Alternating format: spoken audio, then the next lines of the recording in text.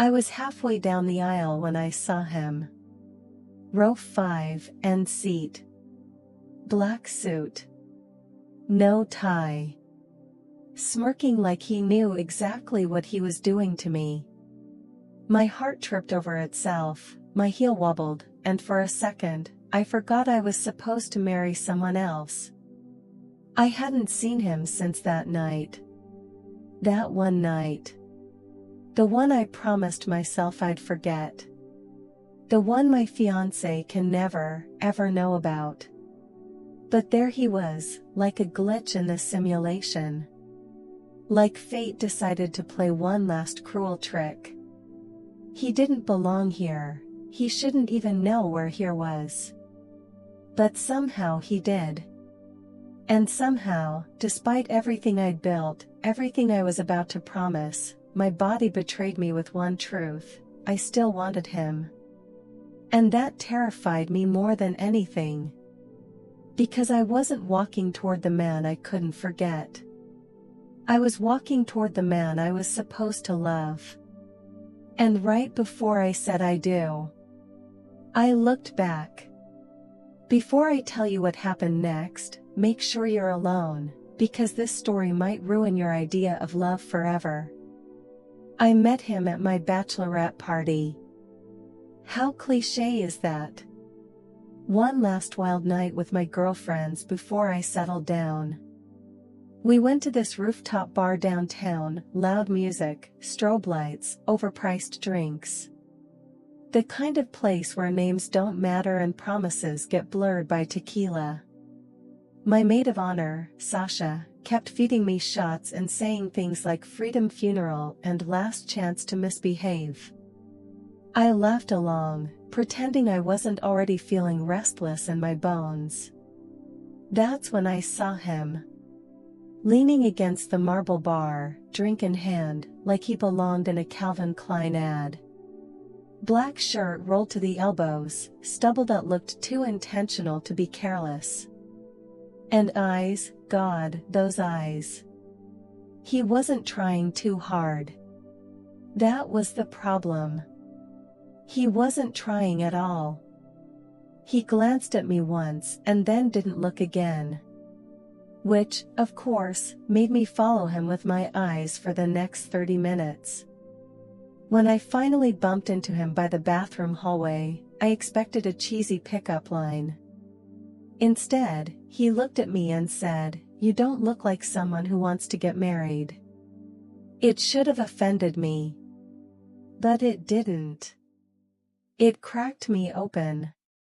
We started talking. No, not talking. Flirting like we already knew it was going to end badly. I didn't tell him my name. He didn't ask.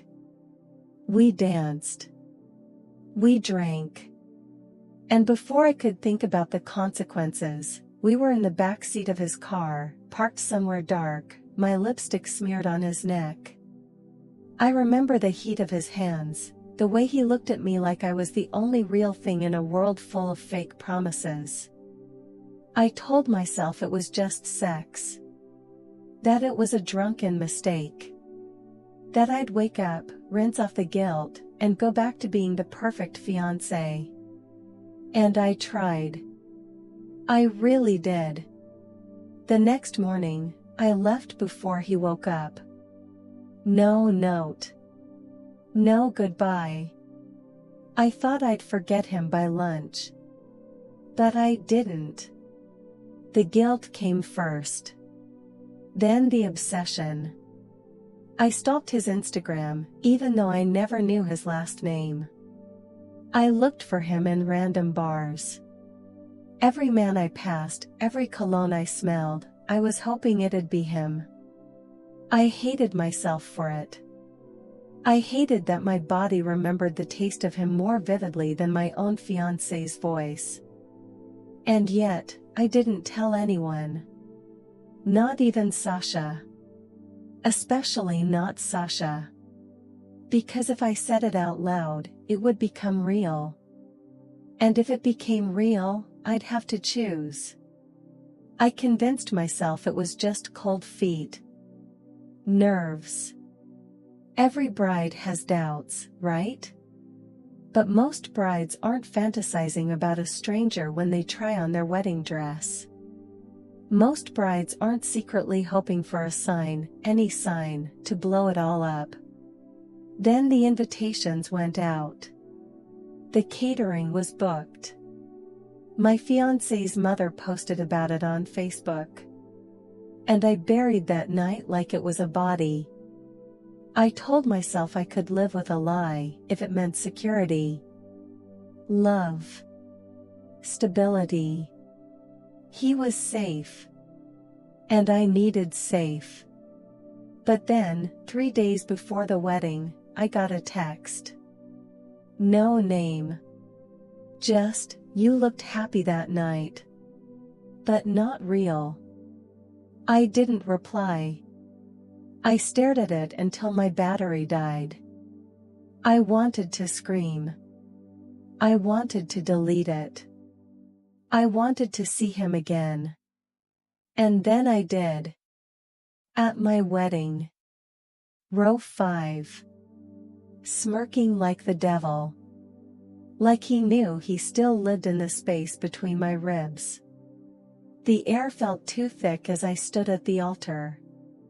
My fiancé, Michael, looked at me like I was the moon and he'd waited 1,000 years to touch it. I tried to meet his eyes, but my vision kept slipping sideways, back to the 5th row. He was still there. Still watching. Still pulling at me like gravity. I swallowed hard and forced my face into something resembling a smile. My throat felt like it was lined with thorns. Michael reached for my hands. His palms were warm, steady. Too steady. Like he'd rehearsed this moment in his head for years. I felt like a guest in my own life. A liar in white silk. The vows began. I couldn't hear a word. My heart was beating in my ears, and all I could think about was how his lips felt against my collarbone. I wondered if he remembered what I wore that night. If he remembered how I gasped his name. Did I even say his name? The priest turned to me. Do you take this man? And I froze. Not visibly, not enough to spark concern. But inside, everything fractured. Because in that exact moment, I realized something horrifying. Michael didn't know me. Not really. He knew the version of me I showed him. The curated, filtered, people-pleasing version. He didn't know about the darkness. The ache. The dreams I killed to be what he needed. He loved who I pretended to be. And maybe that's my fault. But how do you tell someone the truth when even you don't want to look at it? I said the words. I do. And in that moment, I hated myself more than I ever had. At the reception, I played my part. I smiled for the photos. I laughed at my dad's speech. I kissed my husband, and tried not to flinch. Every touch felt like betrayal. Not to him. To myself. To the girl who once swore she'd never settle for anything less than fire. And then, it got worse. Because later that night, while I was slipping out of my heels behind the venue, trying to breathe, he found me. The mistake. He leaned against the brick wall like we were in some kind of indie film. Lit by the golden spill of a street lamp. Like a memory I didn't deserve. You looked beautiful up there, he said. His voice hadn't changed. Still low. Still dangerous. I should have screamed. Or slapped him. Or told him to leave. But all I said was, "Why are you here?" He shrugged. "Curious, I guess. Thought I'd see if you went through with it." "And now you know," I snapped. He took a step closer. "Do you love him?" It was a simple question, but it shattered something inside me. I opened my mouth, closed it, shook my head slowly, as tears filled my eyes. "It doesn't matter," I whispered. "I married him." He stepped forward again, too close. "Doesn't make it real." I should have walked away. I should have done anything except what I did next. I kissed him. Just once. Quick. Sharp. Desperate. Then I ran. Back inside. Back to the music. Back to the man who wore a ring I had no business accepting. I felt dirty. Unworthy. Ruined. That night, lying in bed next to Michael, listening to his even breathing, I stared at the ceiling and thought, I will never be the woman he thinks I am. And sooner or later, he'll find out. But I didn't know then how fast everything would unravel. Or just how much I'd lose when the truth finally came to the surface. It started with a phone call. Michael was in the shower when his phone buzzed on the nightstand. Normally, I wouldn't look. But that night, something told me to. I picked it up, just instinct. Just to glance. No name. Just a number. But the message chilled me. "Ask your wife what really happened at her bachelorette party." I stood frozen, holding the phone like it might detonate. The water kept running in the bathroom. The steam slipped under the door like it was trying to escape the tension with me. My mouth went dry. My heart? Gone. Dead weight in my chest. I deleted the message before I could think and placed the phone back exactly where it was. When Michael came out, towel around his waist, humming something stupid and sweet, I wanted to scream. I wanted to confess. But I didn't. I smiled. I kissed him. I told him I was tired. But the next day, the texts came again. And again. Different numbers. Same poison. "You think you know her? You should have seen her that night. Ask her who she slept with. I dare you." He was playing with me. Toying with my sanity. And I was unraveling. Fast. Then, 2 days later, it happened. Michael came home early from work. His face was pale. Jaw clenched.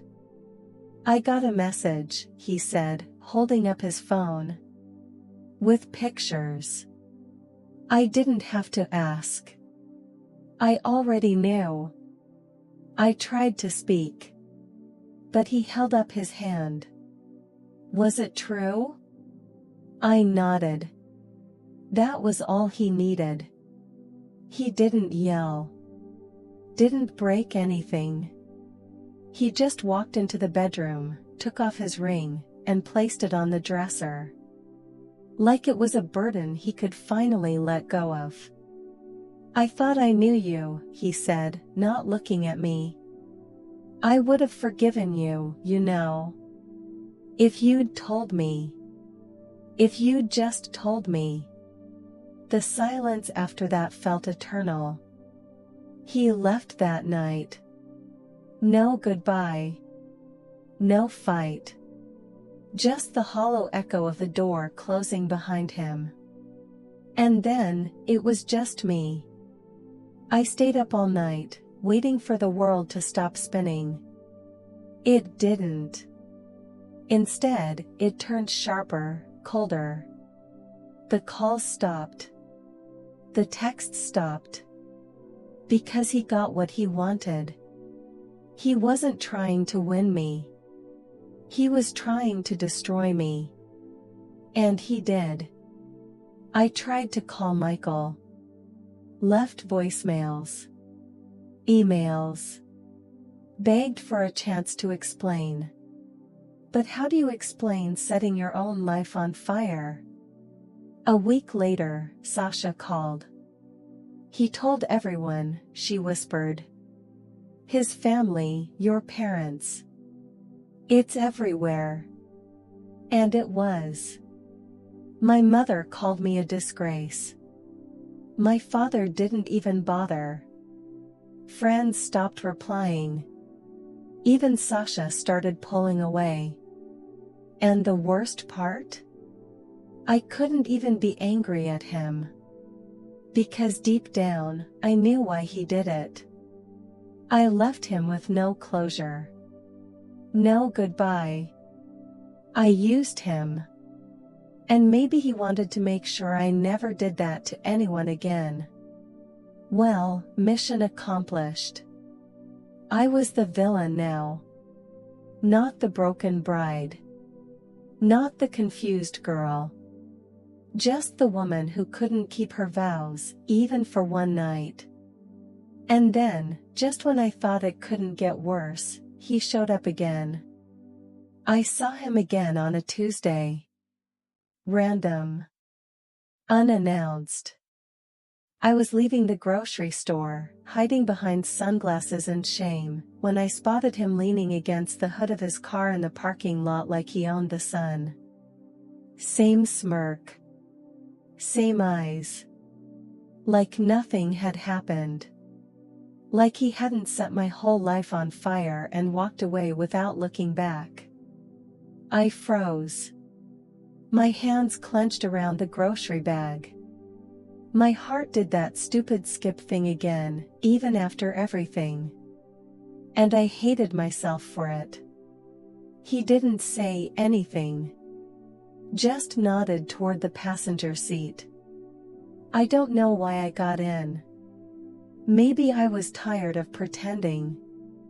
Maybe I needed answers. Maybe I wanted to see if he still had that same hold over me. He drove us to a quiet overlook outside the city. The skyline shimmered in the distance, like it was mocking me. I sat there in silence for a long time before I finally said it. Why? He didn't pretend not to know what I meant. He didn't lie. He just looked at me with eyes that were too calm, too honest. Because you left like I didn't matter, he said quietly. You used me to feel something, and then you disappeared. You made me feel disposable. I didn't mean to, I whispered. I know, he said. But that doesn't make it hurt less. I turned away. My throat burned. So you ruined my life to punish me? He exhaled. No. I ruined the lie you were living. There's a difference. I wanted to scream. I wanted to hit him. But more than anything, I wanted him to be wrong. But he wasn't. He looked at me again. You were never going to choose me. I knew that. But I wanted you to admit it. I wanted you to say it out loud. That I was just a detour on your way to safety. I swallowed the lump in my throat. I didn't know how to be honest.